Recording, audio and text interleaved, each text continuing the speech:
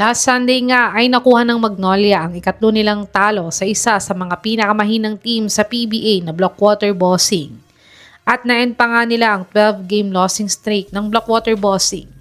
At sila nga ngayon ay tabla sa Macau sa pinakakulelat ngayon sa PBA standings na may 0 win at 3 losses.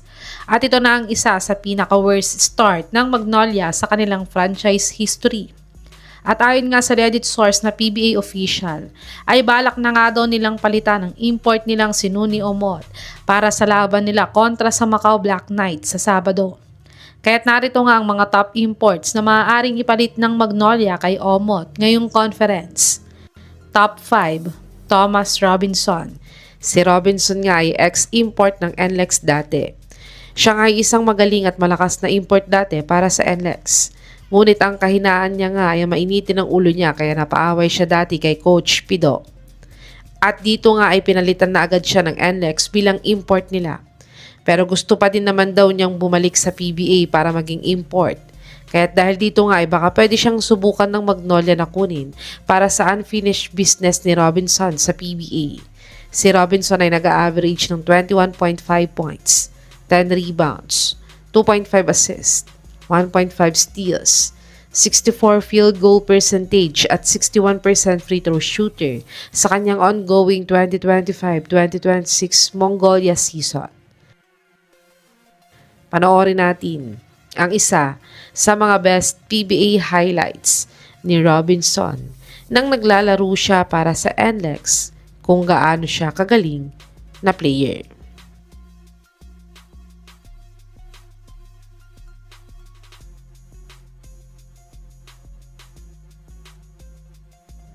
Top 4, Nick Rakocevic.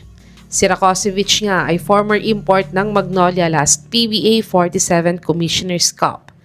Maganda naman ang naging performance niya para sa Magnolia dahil naging top 2 nga sila sa standings na may 10 wins at 2 losses sa elimination rounds.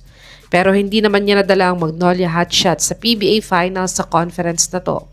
Pero kung available nga siya ulit ngayon, ay tiyak na isa si Rakocevic sa mga options ng Magnolia ngayon.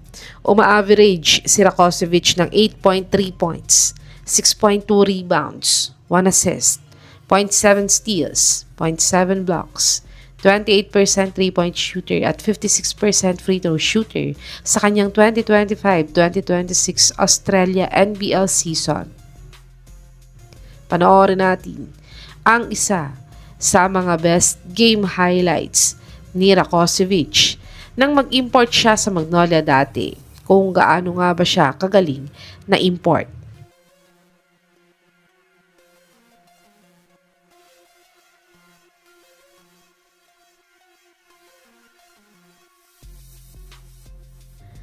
Top 3, Tyler Bey. Gaya nga ni Rakocevic, ay former import din ng Magnolia hotshots itong si Bey last PBA 48 Commissioner's Cup. Si Bey nga isang all-around import para sa Magnolia, kaya dahil dito nga ay nadala niya ang Magnolia hotshots hanggang sa PBA Finals sa conference na to. Ngunit tinalo naman sila ng powerhouse sister team nilang SMB at last off-season din ay nasabi ni Coach LA na isa nga si Bey sa mga gusto ulit nilang makuhang import ng Magnolia. Kaya kung available nga si Bey ngayon ay pwede siyang kunin ulit ng Magnolia bilang kapalit na import kay Omot. Si Bey ay nag-average ng 21.7 points, 10.1 rebounds, 2 assists, 2 steals, 0.7 blocks, 65 field goal percentage at 85% free throw shooter sa kanyang 2025-2026 Lebanon DLBL season.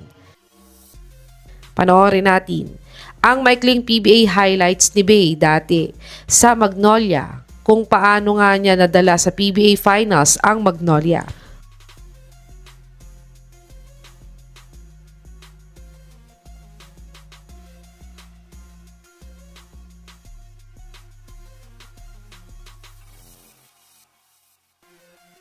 Top 2, Kadim Jack.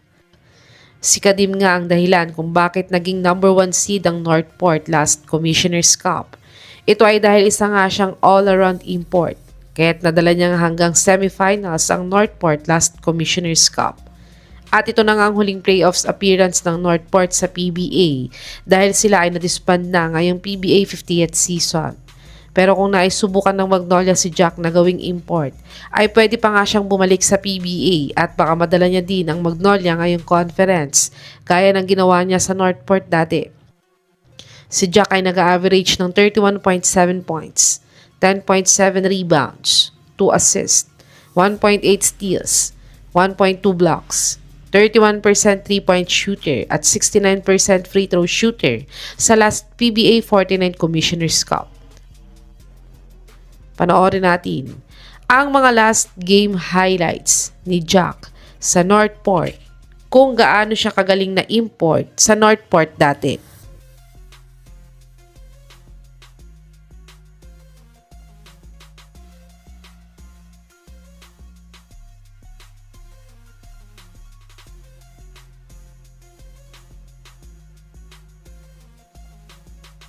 Top 1, Dwight Howard. Si Superman nga ay nag-announce na ng kanyang retirement sa paglalaro ng basketball. Kaya dahil dito nga ay madami ang nalungkot na PBA fans dahil hindi na nga daw masusubukan ni Howard maglaro sa PBA. Pero nang maka 83 points nga si Bam Adebayo sa NBA, ay madami ang nagtag kay Howard na Pinoy sa ginawa niyang 84 points dati sa paglalaro niya sa Taiwan League. Kaya dahil dito nga ay nagpost nga si Dwight sa FB niya na wag daw siyang pilitin ng mga Pinoy fans na mag-come out sa retirement para maglaro sa PBA para gumawa ng 85 points. At isa nga ang Magnolia hotshot sa mga gusto sanang kumuha sa kanya last off-season. Kaso nga ay may naging problema pala si Howard sa pamilya niya kaya hindi nila ito nakuha. Pero ngayon nga ay kung willing talaga si Howard na bumalik sa pagbabasketball at maglaro sa PBA bilang import, ay pwede siyang kunin agad ng Magnolia upang dalhin sila ngayong Commissioner's Cup. Si Howard ay nag-average ng 17.5 points, 10.5 rebounds, 1.1 assists, 2.6 blocks, 60 field goal percentage at 55% free throw shooter sa kanyang last 33rd Dubai Championship Tournament. Panoorin natin ang mga best game highlights ni Superman sa SGA Pilipinas kung gaano siya kagaling na import.